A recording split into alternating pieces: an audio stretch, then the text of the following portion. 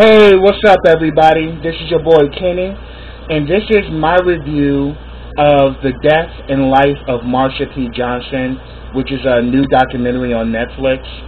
I've actually been researching Marsha P. Johnson for some years, actually, and I have to say this documentary was very moving as well as uplifting, and if anything, I have to go on. I have to just put it out there. I mean, if it wasn't for Marsha P. Johnson, a lot of us gay men and women, trans women and trans men, wouldn't have the rights that we have right now, or wouldn't be able to express who we are if it wasn't for the sacrifice and determination that Marsha P. Johnson represented.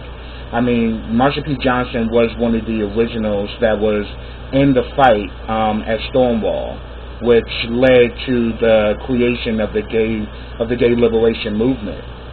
And her, along with Sylvia Rivera, were pioneers in the gay liberation movement. And the two of them together, realized that there was a section of the gay movement that wasn't being recognized, meaning the drag queens and the trans women. And they created STAR, which was street transvestite action revolutionaries. And the two of them together, created a safe haven for, people who were homeless, people who were trans, or people who were gay and had nowhere to go. The two of them, hustled and did what they had to do to create the Star House, where people who, young kids who were homeless and were rejected by their families because they were gay or because they were trans, they gave them a home where they gave them food, gave them clothing.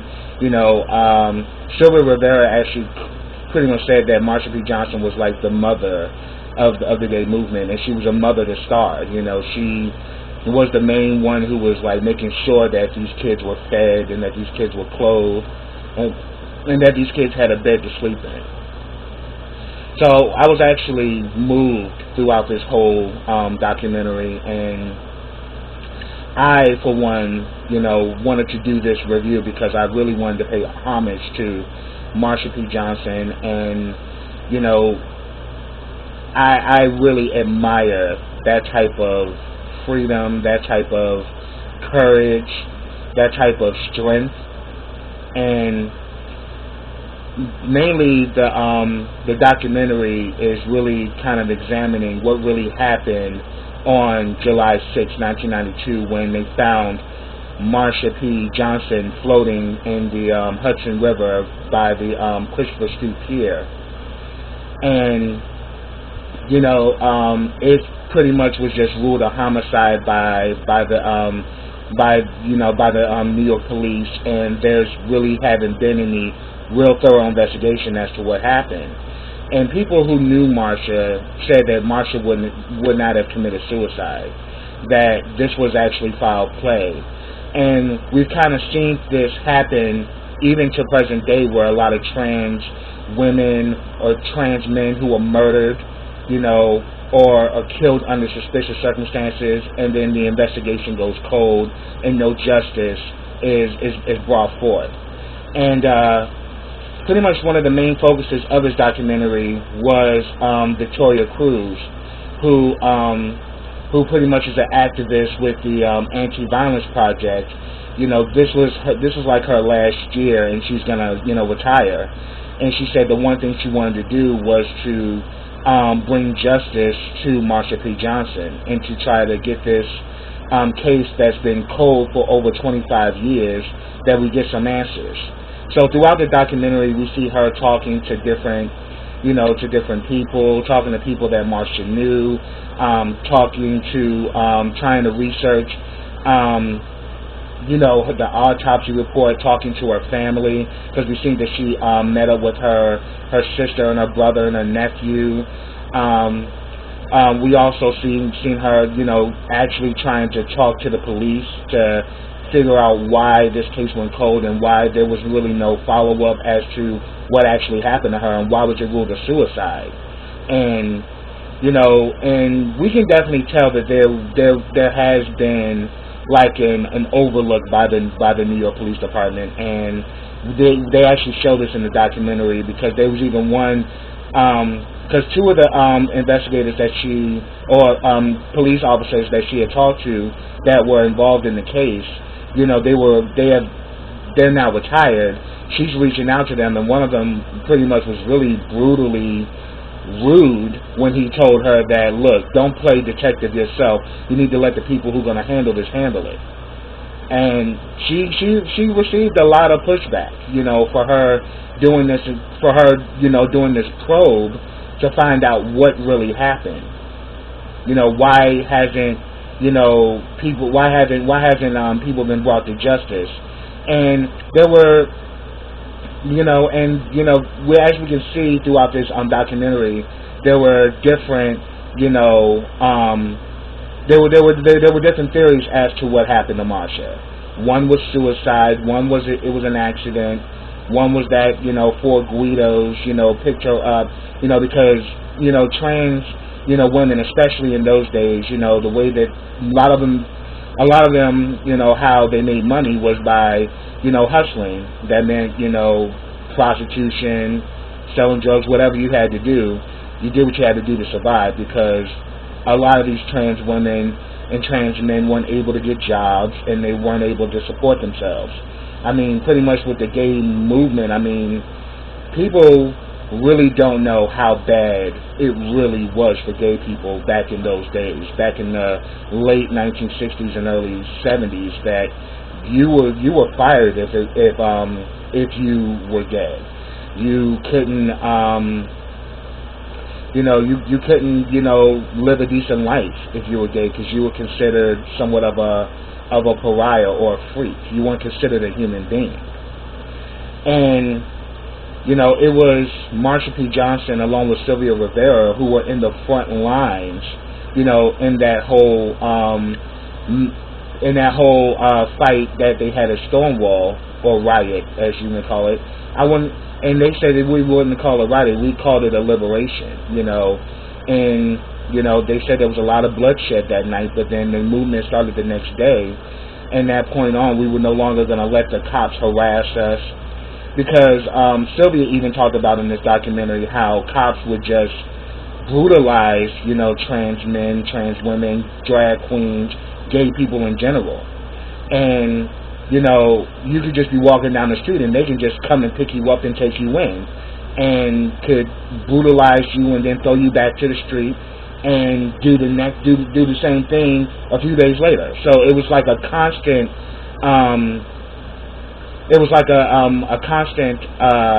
attack on the gay community and gay people. And Marsha P. Johnson, along with Sylvia Rivera, led that movement to say that we're not going to take it anymore. So when those cops came in to raid Stonewall, Marsha, along with Sylvia, stood up and decided to fight back. That they were no longer going to continue to take the abuse. They were no longer going to take the disrespect. They were no longer going to take the dehumanization, and they chose to fight.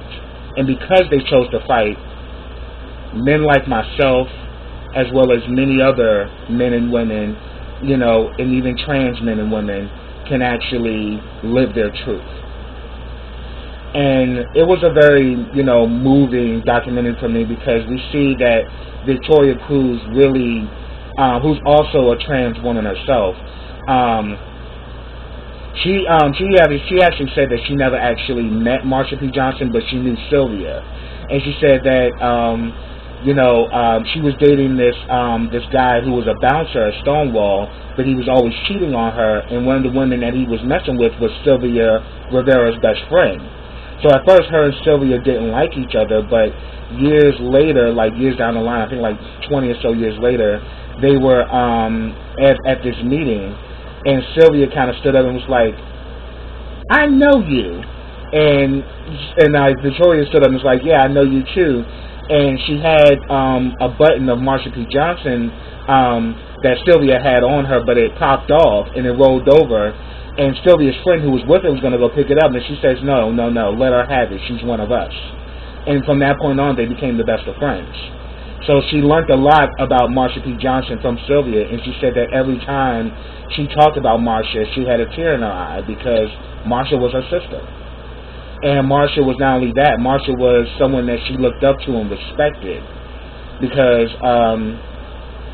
they actually talk about an incident around like I think 1973. I think it was one of the gay rights march, and you know, it was crazy because we kind of see this now even today, like how trans women and trans men are kind of considered like the offshoot in the gay community, or they're kind of pushed away or pushed back. And you know, Sylvia as well as Marsha started to notice that in the early 70s that you know the drag queens as well as the trans who were in the front lines, who were leading this fight for gay rights and for the gay liberation movement, were now kind of considered freaks by the actual gays that they were fighting for, and they wanted to push them in the back, you know. And you know, at this 1973 gay march rally, you know, they didn't want Sylvia to speak. They didn't want her to get on stage, and Sylvia did it anyway. And it actually hurt my spirit to see this happen, where she pretty much got on stage and they booed her and they heckled her throughout her speech, and she pretty much, you know, poured her heart out and said that I literally put my life on the line. I have lost my job. I have been beaten. I have been kicked. I have been bruised, and I have fought back, you know, for this movement. And this is the thanks we get. You know, we're actually told that we can actually stand up and actually be leaders in the movement that we started. And she said that, you know, and she pretty much like directed it that, look, I'm going after these middle class idiots who got their rights and got their, you know, got their liberation, and the hell with everybody else's. And then the first time I actually heard about Marsha P. Johnson was from this documentary that I found on YouTube. And it was, she was actually being interviewed, and she actually did this documentary shortly, you know, before she had passed away. And Marsha even said in that documentary that, look, until there is equal rights for all gay people all across the world, there's no need for celebration.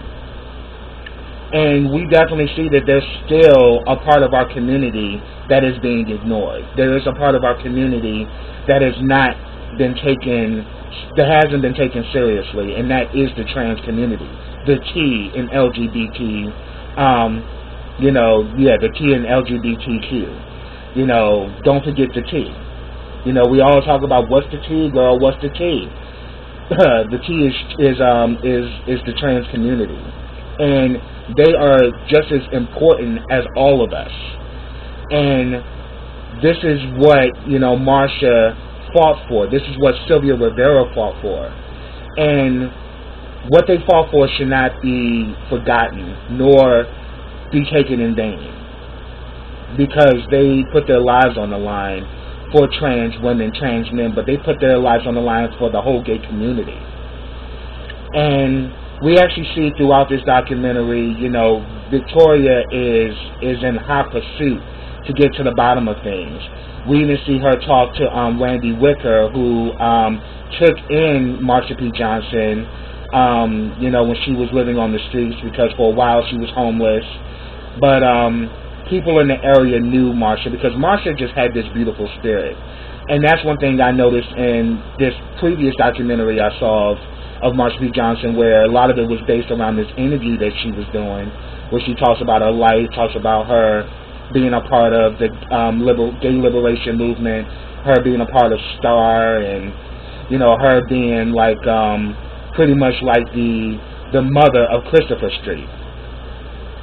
And she pretty much talks about how at one point the Greenwich Village, you know, used to get attacks a lot from the police, and there were, you know, a lot of social unrest when it came to the gay community, but she marched every single year in the gay pride parade because she says until everybody has their gay rights, I'm not stopping and I'm not sitting down.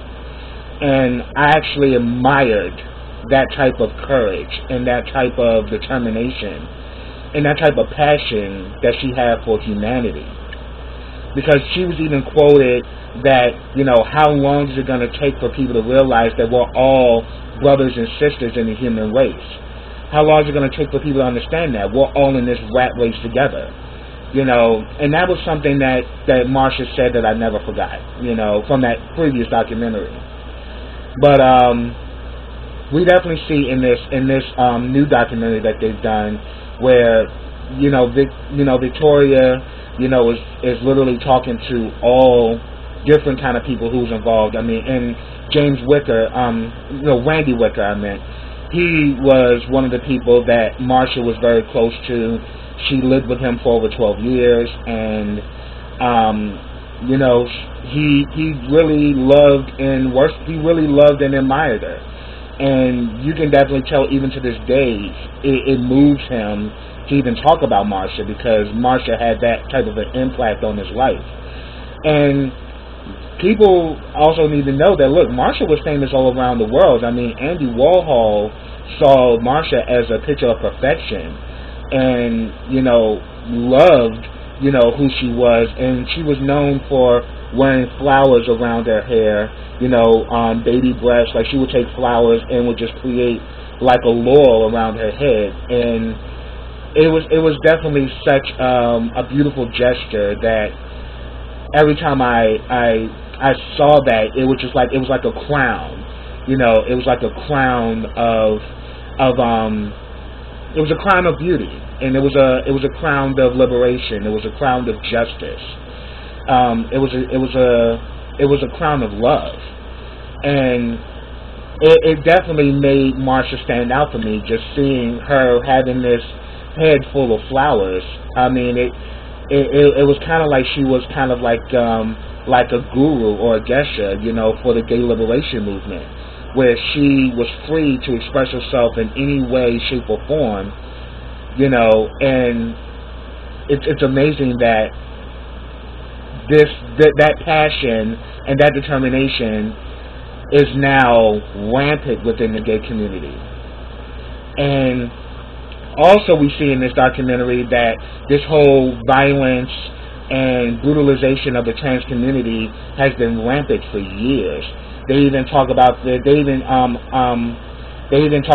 case with the with this 21-year-old trans woman named Islam Nettles, who was actually viciously beaten by this guy because the guy discovered that she was trans, and he beat her to death. She was only 21 years old, and for 3 years they were they pretty much were fighting in court as to what this guy should be sentenced, and then they pretty much sentenced him to 12 years. But this definitely angered this pretty much angered the community altogether, because it was like, this guy killed someone, and of course, they try to play it off, the panic, the whole panic thing, like, oh, we didn't know she was a woman, we didn't know that she was a man. So, but a lot of times, 9 times out of 10, they know, but they use that panic defense to justify them killing them. And regardless of the fact, no one deserves to die like that, and no one deserves that type of brutalization or that type of hate. And one thing we can say about Marsha definitely was anti-hate. She was all about love. She was all about inclusion, and was all about acceptance. But we definitely see that this hate has been rampant, against trans women and trans men for years. And there's been a lot of Marshas, a lot of cases where trans women or trans men have been killed or, died under suspicious circumstances, and there was no thorough investigation as to what happened or as to who was behind it. There's been no justice. So this whole movement, that Victoria was trying to lead was that she was trying to do everything she could to get justice for Marsha. We even see her getting all this information. She got the autopsy report. She even went to her family and, got them to sign off to say that they wanted that information. She tried calling all the police, and no one was willing to lift a finger in regards to the police department. And she's was just going through great lengths to get to the bottom of this, because she says that this is rampant, where a lot of trans women are being murdered or being killed under suspicious circumstances, and that there's no justice, and we want justice for Marsha. I mean, we even saw her taking all this information that she gathered to the FBI, and she was really leading this fight to bring justice for Marsha. But then she said that the justice for Marsha is not only justice for her family, but it's justice for the gay community. And she had many leads, like the suicide, the accident, the quote of Fort Guido's, men who would come around the stroll on Christopher Street, where the trans as well as the gay men would be working the stroll to make money. And rumor has it she got into a car with some guys, and they were saying that we told Marsha not to get in that car. So they're thinking that could have been a possibility. And then there was a possibility of the mob, and that came about because the man that she was living with, Randy Wicker, he was leading this campaign against the heads of the festivals at Christopher Street, where pretty much the mob was, because they would have the gay pride parade, and then everyone would go to Christopher Street, where there would be vendors there, to buy meat on the stick and T-shirts and all different type of trinkets and things like that. And James Wicker was saying that, look, a lot of these booths are being run or being controlled by members of the mob, and this money is not being even invested back into the gay community, but they're making money off the gay community, and they're not investing back into it. Was one person that was adamant that that not only did this need to be exposed, but we need to take control of the gay community, and that everything within the gay community needs to be invested within the gay community, instead of the mob just making money off of them. And they think that him probing this and him leading this fight could have been as to why Marsha was murdered, to kind of shake him up, because they knew that he cared about Marsha and that Marsha was very close to him. And then there was rumor that on July 5th, someone had said that Marsha looked completely terrified, and that there were two people that were after her, and they saw her kind of running towards the pier. So people were thinking that maybe she may have jumped to get away from her attackers, which will still be considered murder, because you actually chased this person to their death. So that could have been a possibility.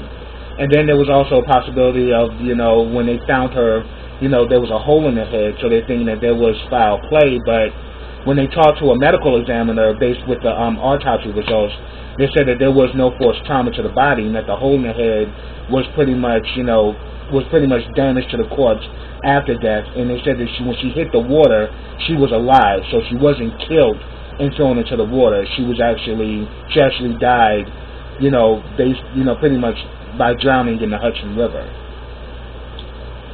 And it was like a really, moving documentary. I mean, we definitely got a lot of commentary from Sylvia Rivera, who passed away from liver cancer in 2002. But we seen how after Marsha died, Sylvia was homeless, and the whole pretty much she kind of lived along the Christopher Pier, where a lot of homeless and transient people had lived. And then the police decided to sweep out the area because they wanted to make it more commercial for the community, where people can ride their bikes along the river. So they got rid of all the homeless people. And seeing Sylvia go through that was very painful, because she was saying that, why, she was like, all of these fucking buildings in New York City, and they can't actually open up a building to help out trans and to help out, people who are homeless and are rejected and who need help. And she says that me and Marsha did it together in the 70s. Why can't they do that now? But we actually see that along when we've seen later on, and I think what led her to being homeless was alcoholism, because she really took Marsha's death very hard, and because Marsha was her sister. And then we've seen her, when she finally decided to get her life together, she, got back on her feet and started to become an activist again, and started to fight for trans rights, and she did all the way up to the day she died. And Sylvia Rivera is another remarkable human being that I knew of Sylvia, but I didn't really know much about Cynthia until I watched this documentary, and I learned a great wealth about her as a person. And she was a person that didn't take no shit, and I admire that. And she was a person that wasn't afraid to stand up for what she believed in. And she says that, Marsha was one person that definitely had her back, because after that, after her being rejected at that 73 gay rights, rally, she had attempted suicide, and Marsha saved her life. So the two of them definitely we owe a great deal to, as to who we are as gay people, and liberated gay people. I mean, the liberation started with them, and I don't think we should ever, forget that, as being members of the LGBTQ community. Well, did I say that right? LGBTQ, yes.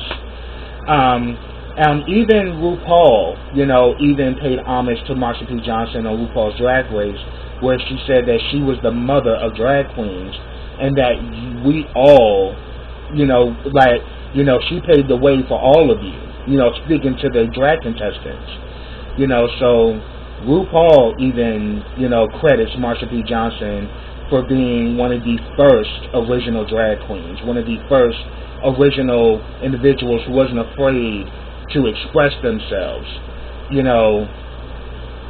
and it was